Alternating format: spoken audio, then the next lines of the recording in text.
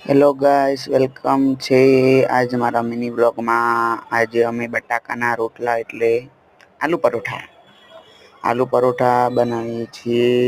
આ ભાજી બનાવી દીધેલી છે અને મારી કાકી આ પરોઠા ભરી રહ્યા છે. ઘઉંના લોટમાં ભાજી પણ બનાવી દીધી છે. આ તેલ પછી અમે પરોઠા વણવાના ચાલુ કરી દીધા. પરોઠા બની પણ ગયા.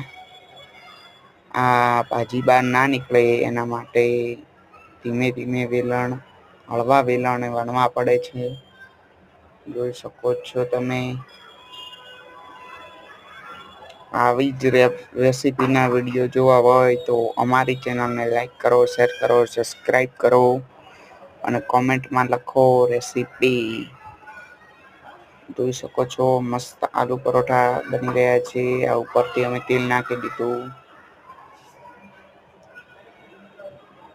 મજા પડી ગઈ આજે તો. આલુ પરોઠા બધાને બહુ મનપસંદ વાનગી છે. તમારે આવા રોજ નવા નવા વિડીયો જોવા માટે અમારી ચેનલ લાઈક કરો અને કોમેન્ટમાં રેસીપી લખો. આ દહીં લાઈ દીધું તું. દહીં આલુ પરોઠા પછી મસ્ત મજાની ખીચડી અને ભાજી ખાવાની મોજ પડી ગઈ. લાઈક કરો, શેર કરો, સબસ્ક્રાઈબ કરો.